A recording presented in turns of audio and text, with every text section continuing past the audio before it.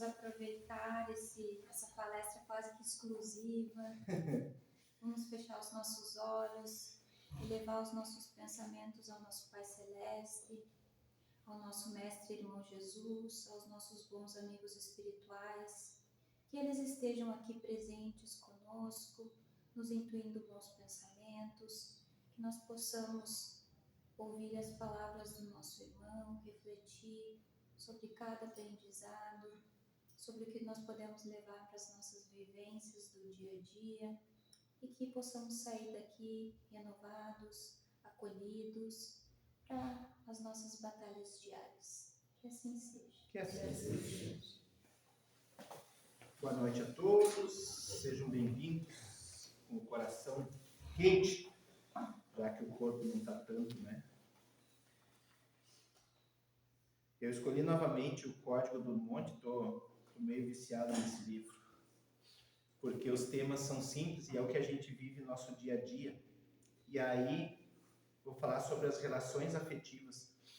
E engraçado como a espiritualidade age, né? Hoje o nosso estudo foi tudo sobre isso. Relações afetivas.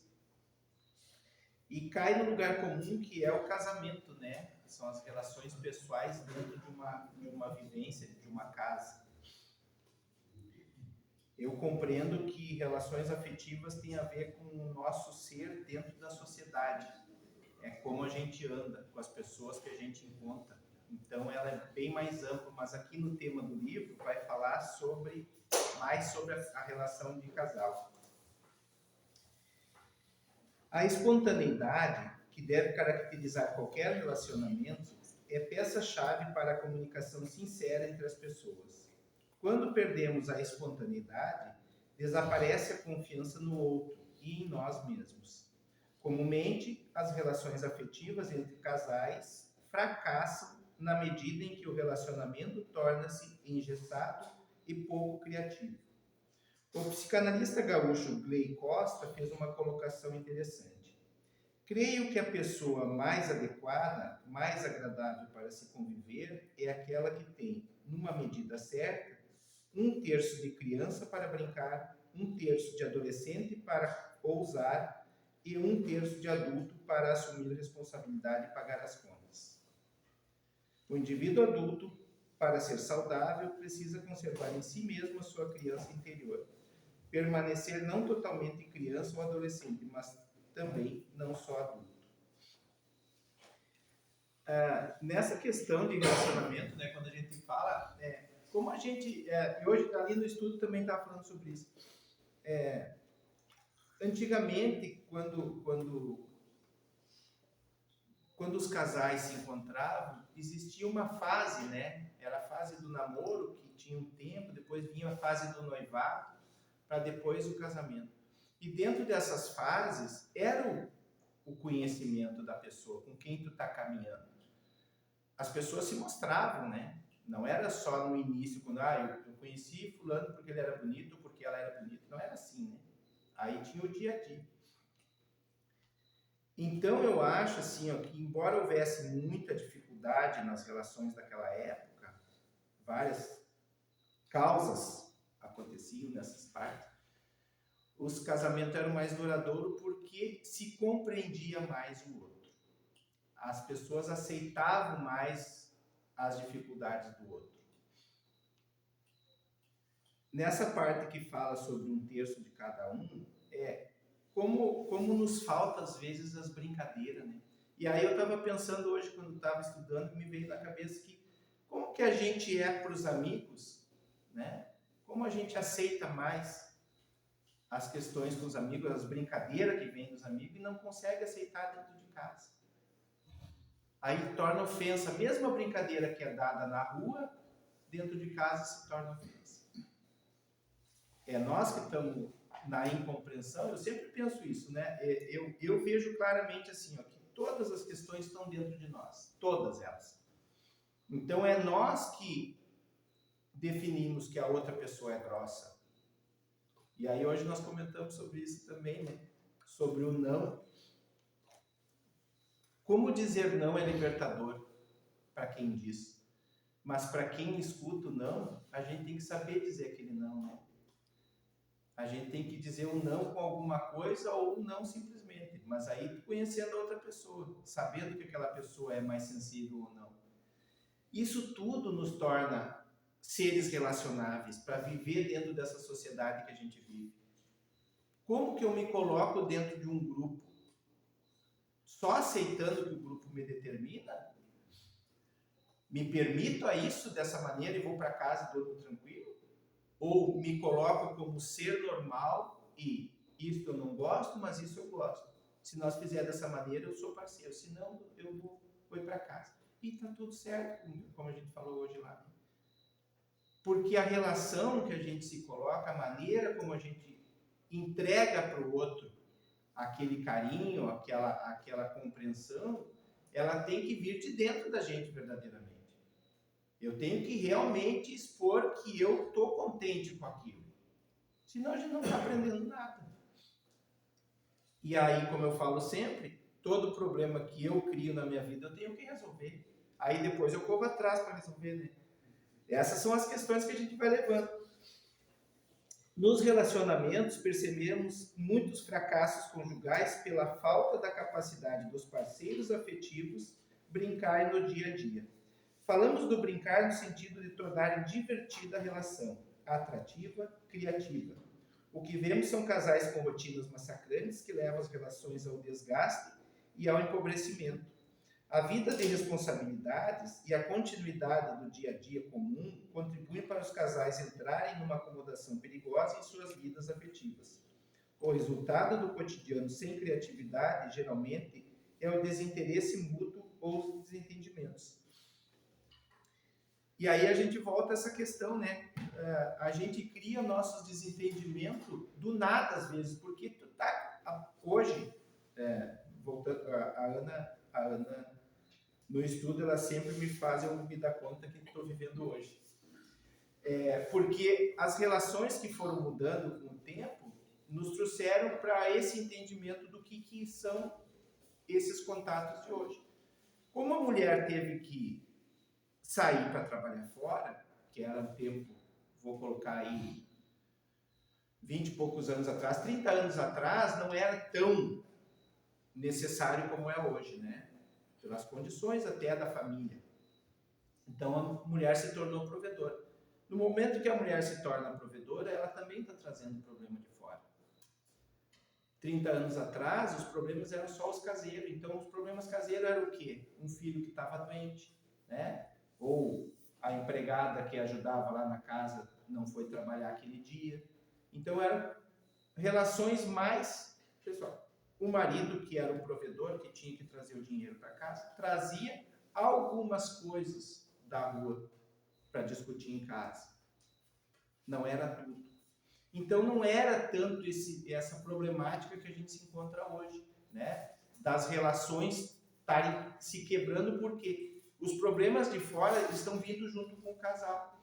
Eles chegam junto na família. E aí não é só um lado, né? São os dois que chegam num ponto em que dá o atrito. Se tu não trouxer aquilo leve, de uma maneira aceitável das coisas que acontecem com a gente, e aí eu vejo muito isso, assim, ó, que eu tento tornar para a minha vida todo fardo uma coisa boa. De alguma maneira eu tenho que buscar ali dentro daquele problema alguma coisa que me faça melhor. Senão eu vou ficar amargurado, senão eu vou ficar com raiva, senão eu vou comprar uma briga. E aí eu compro a briga nas relações pessoais, essas afetivas que a gente tem, tanto dentro de casa como na rua. Com as pessoas que eu gosto na rua, não as que eu não gosto, sabe? Por quê? Porque são as pessoas que a gente tem as relações, geralmente é por afinidade.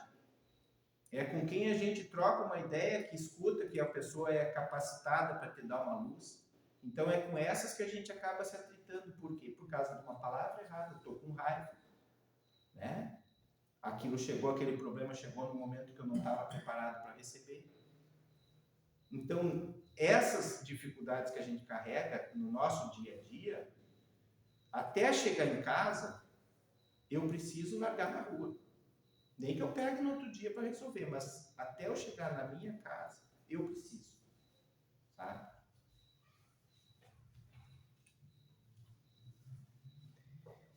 Casais que não brigam, ou na pior da hipótese, nem isso. Ainda é preferível o atrito, porque nesse caso há sinal de vida, ao contrário da indiferença que poderá estar indicando a falência da relação. Quando falamos em briga, não estamos nos referindo à violência sistemática, nem incentivando que as pessoas fiquem se agredindo. Mas reconhecemos que desentendimentos e contrariedades fazem parte da vida comum dos casais e podem ser utilizados de forma positiva, desde que sirvam para modificar a estagnação no relacionamento. Às vezes, ouvimos casais comentarem que nunca brigaram, como se isso fosse uma grande coisa. No entanto, a ausência de atritos não quer dizer que estejam vivendo bem, ou de forma sincera. Também já temos atendido, em psicoterapia, graves situações de casais que nunca brigaram. Porém, quando se desentendem, é uma vez só, porque por trás daquela paz havia muito lixo acumulado. Então, uma gigantesca crise se estabelece, como se todas as brigas que nunca tiveram acontecessem de uma única vez. O pior lixo é o que não aparece. Às vezes, né? E aí me volta de novo ao nosso estudo falando sobre o não, né? Às vezes, dentro de casa é necessário o não também, né? Senão aquilo vai acumulando. É o que eu digo sempre, né? Como a gente carrega a nossa mochila, sabe? Ah, mas dentro de casa não adianta eu falar porque meu marido é desse jeito, minha esposa é desse jeito, meu filho reage dessa maneira. Mas assim, até que ponto eu vou deixar que sangre? Até que ponto eu vou me ferir para que se viva uma paz fictícia dentro da casa? Né? E aí, hoje também estava comentando sobre isso, como a gente está aprendendo hoje também, culturalmente falando, essa interação com os filhos. Como que a gente explica para o filho que aquilo é daquela maneira? Que antigamente não era assim, né? Eu comento sempre que nós era obrigado a fazer coisas. Tu tem que estudar, porque se tu não estudar, tu não vai ser ninguém. Tá, mas por que eu tenho que estudar? O que eu tenho que estudar? Para que eu sirvo? Quem sou eu? Não era assim dessa maneira. Hoje não. Hoje tu olha teu filho, tu entende que ele tem essa capacidade, tu vai trabalhar com ele essa conversa, vai conversar e vai dizer, ó, vai por esse caminho que tu vai te dar bem, né? A situação hoje das relações, elas têm que ser mais intrínseca, mais colocada uma dentro da outra. Se permitir ter horário para conversar, desligar a TV, desligar o telefone, tudo, e parar e conversar. Familiar, né? Aceitar a brincadeira da criança quando a criança vem, do adolescente, né? Davi que gosta de brincar. Aceitar, às vezes a pessoa não está preparada para aquilo, né? Naquele momento. Aí vem a brincadeira, o outro está despojado de qualquer problema. Ele vem totalmente aberto. E aí toma no laço. Né, Raquel? Então, assim, gente, a gente precisa estar aberto, estar disponível, ter a compreensão da aceitação de quem nós somos. Ah, mas eu sou assim, eu não vou mudar. Eu me criei assim. Gente, isso já passou, sabe? A vida está muito rápida. Hoje nós fechamos o olho hoje, até ontem era segunda-feira, e eu estou aqui de novo, sabe? Então, assim, é o tempo todo, tu para e pensa, amanhã vai chover, quando tu vê, já choveu, e tu nem te deu conta que o amanhã já passou. E a gente não está conseguindo acompanhar essa evolução toda em busca disso que nós estamos aqui todos os dias. Entender esse amor que Jesus Cristo nos trouxe.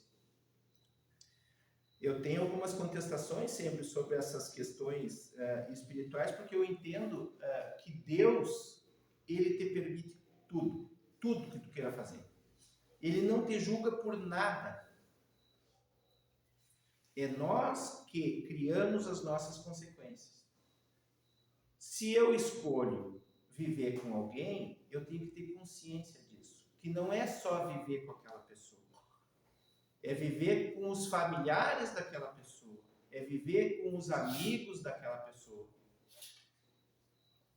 Até que ponto eu aceito isso? Porque antes de eu conhecer a pessoa, já veio junto, né? Tá todo mundo junto naquele barco ali. Ah, mas eu não gosto do fulano. Até que ponto eu preciso me adaptar àquilo, se eu quero viver com essa pessoa? Ah, mas a pessoa... É engraçado isso. Ah, mas ele tem o cabelo desse jeito, eu não gosto do cabelo dele. Conheceu a pessoa com o cabelo daquele jeito. Sabe? Não é o cabelo o problema. O problema está em mim enxergar o cabelo da outra pessoa. Então é eu que tenho que modificar o meu olhar. É essa a maneira como a gente vai evoluir nas relações. E se nós temos esse prazo para passar com essa pessoa, é um tempo que a gente tem que passar, que se passe da melhor maneira.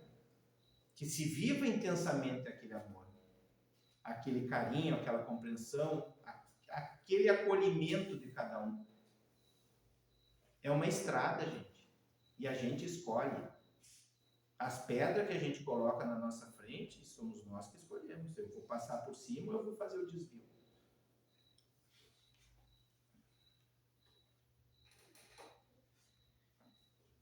A boa limpeza é aquela que não deixa acumular.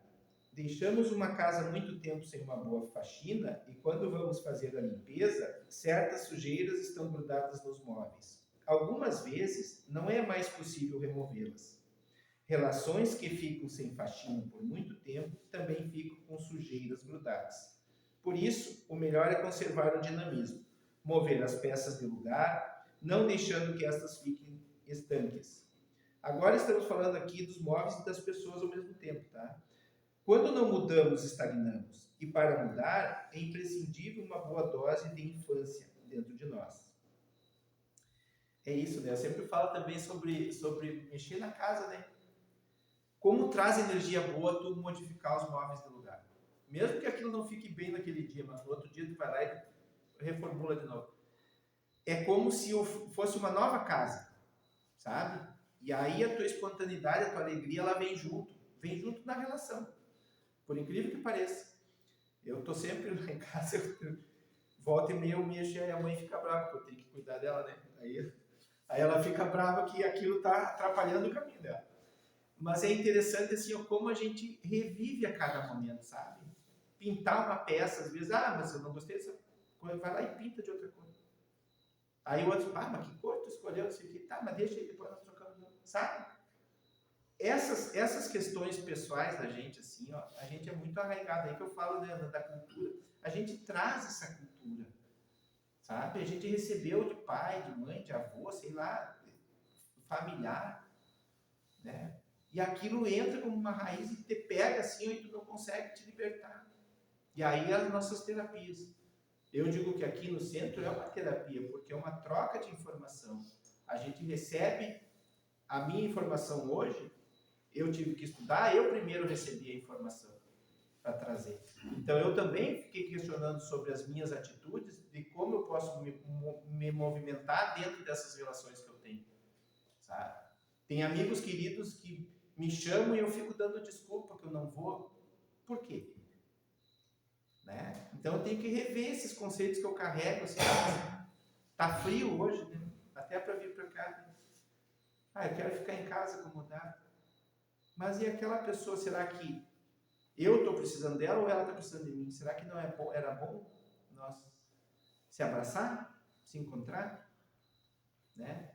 Então, embora seja mais sobre a nossa vida pessoal, do casamento e coisas, mas tem muito do trabalho, né? Aonde a gente está colocado. Mas eu não gosto, aquela pessoa é arrogante, é prepotente, chega mandando, não sei o quê.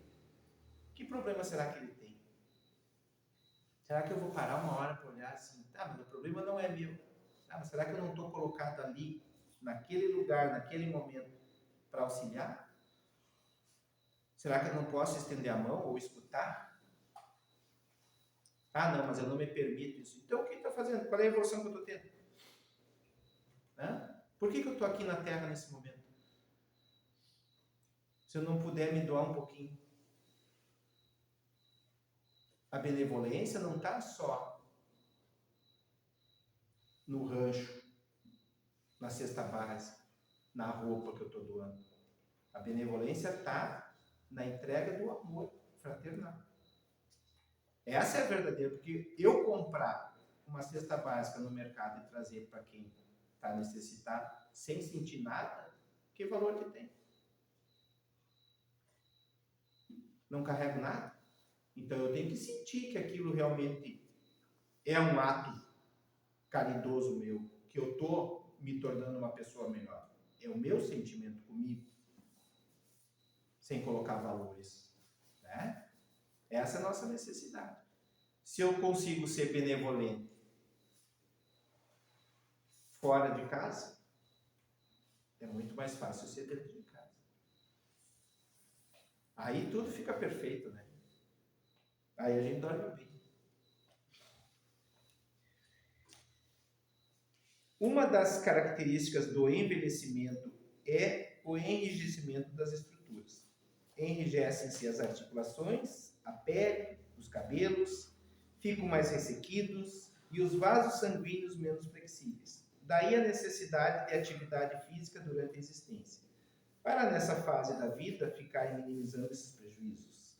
O envelhecimento nas relações afetivas não se dá pela passagem do tempo cronológico, e sim pela dinâmica dos casais. Daí o grande desafio de se levar a vida de forma lúdica e criativa. Brincar é coisa de gente grande também. Isso é mais importante do que se imagina. Outro aspecto digno de nota nos relacionamentos conjugais é a questão da confiança.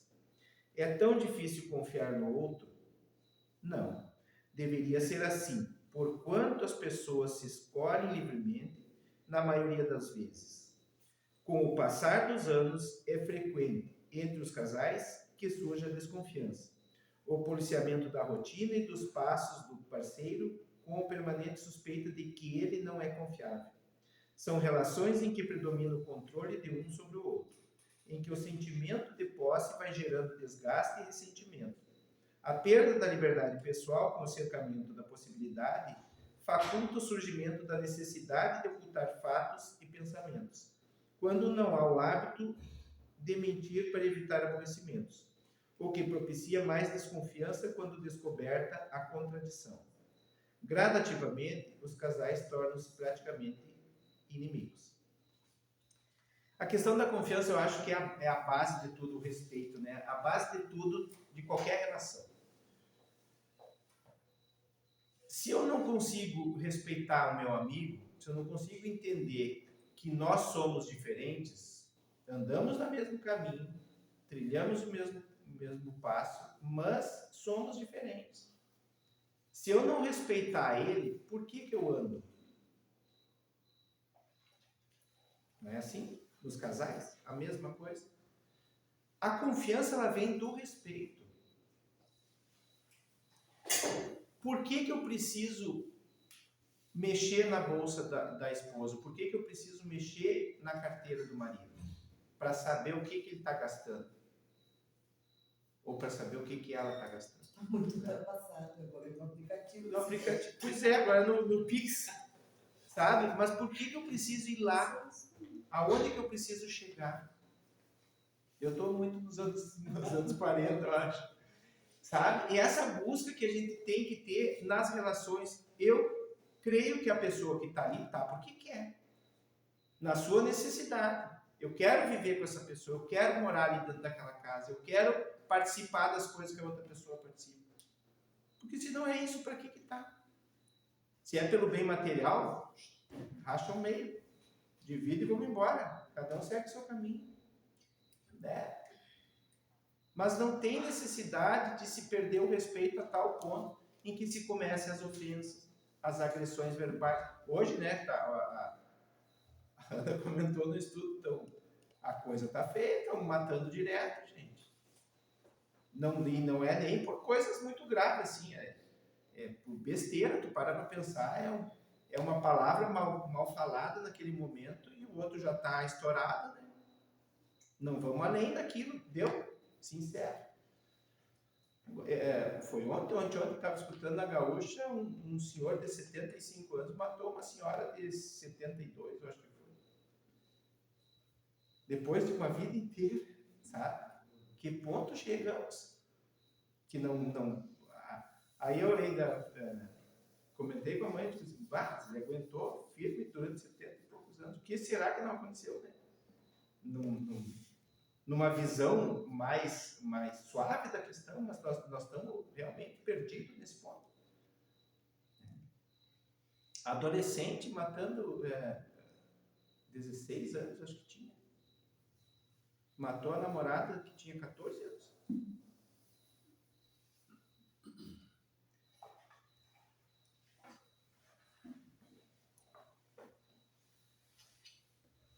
Importante diferenciar o que é cuidar do outro, o cuidado desejável nas relações, do controle e policiamento patológicos. Ó, que é isso aí, né? Eu ser dono do outro, né? É controlar qualquer ação.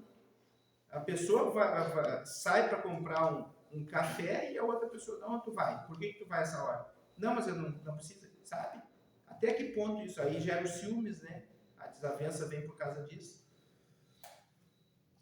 Uma coisa é zelar pelo relacionamento, como uma defesa natural do território das ligações amorosas. E outra é encarcerar o ser amado numa verdadeira prisão afetiva.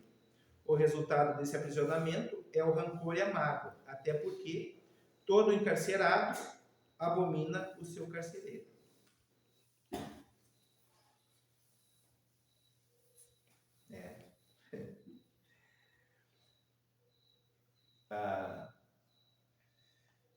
Os ciúmes é engraçado, né? Porque por mais que a outra pessoa não consiga se explicar, porque não há explicação para isso, a outra pessoa sempre vai ter razão. O ciumento, por incrível que pareça, vai ter razão sempre. De tão grande que é o desejo de que aquela pessoa seja ou não seja aquilo que ele pensa.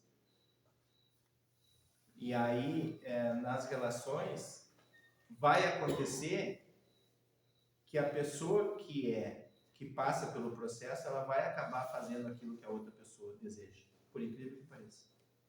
De tantos ciúmes que acontecem. Então, tu vai imputando na cabeça da outra pessoa, na mentalidade, que ela fez aquilo, que ela fez aquilo, que ela fez aquilo, que um dia assim, eu não fiz, não vou fazer. Tá? Então, nessas questões, por isso que eu digo, o mais prático de cada conversa é sentar e escutar o outro. No pior momento, e ali conseguir elevar novamente. Nós falamos muito aqui no centro que a gente vem até o centro pela dificuldade que a gente tem, né? Pelas dores que a gente carrega, a gente chega até aqui. Na relação, tu só recupera a relação quando tu expõe as dores. Porque primeiro porque de casal é homem e mulher, já começa diferente por aí. Pensamentos diferentes, atitudes diferentes, ações diferentes. E aí compreender que o outro passa por processos que não são os nossos, é bem complicado. É bem complicado. Tu precisa te abrir de tal maneira e aceitar que aquilo seja realmente uma verdade. Senão não vai adiante. A confiança é natural da infância e a perda dessa se dá no crescimento pelo contato com os adultos. A ingenuidade natural dá lugar à dura realidade da vida, especialmente quando esta se apresenta permeada de crueldade. A mentira, o cinismo, o escárnio, o deboche, a tirania, o sarcasmo e a ironia são ingredientes comuns no indigesto cardápio dos seres humanos adultos do nosso mundo. A criança aprende com o tempo que, para sobreviver em seu ambiente, precisa abrir mão de suas características mais verdadeiras. Observam seus pais contradizendo-se todas as vezes que ditam regras, mas que não as cumprem na prática de suas próprias vidas. Aprendem com os pais que o correto é ser fiel e sincero, mas acabam sabendo que houve traição. Dessa maneira, entre muitas outras situações, ainda piores, vão perdendo a infância de que se tem de mais pura, que é a espontaneidade, a pureza e a sinceridade. perdem a confiança, e se não podem confiar nos pais, em quem mais poderão confiar? A redescoberta da nossa capacidade de confiar, da espontaneidade e da criatividade são tarefas urgentes para a qualidade de nossas vidas, particularmente das relações. A mensagem de Jesus nessa bem-aventurança nos ensina a limpeza, o resgate dessa virtude que existe dentro de nós e que poderá devolver-nos a graça pela existência, quando esta parecer apenas de sofrimento. Então é isso, né, gente? É limpar as mágoas, né? Limpar as dores que a gente carrega dentro das relações. E isso é hoje, porque o de ontem já foi, o de ontem também já foi, já passou. É de hoje. É desse momento. É abrir mão de andar no bingo, abrir mão de estar no bingo e fazer uma pizza em casa, sentar e conversar, sabe? Abrir mão de ir num rodeio por algum motivo e sair para jantar fora. Essas situações é uma escolha pessoal de cada um. Até que ponto eu quero resgatar, livrar esse lixo que está dentro de mim, o lixo que está dentro da minha casa? Até que ponto eu preciso? Porque tudo é eu comigo. Não é com outro. Tá bem, gente? Por hoje. Agradecido.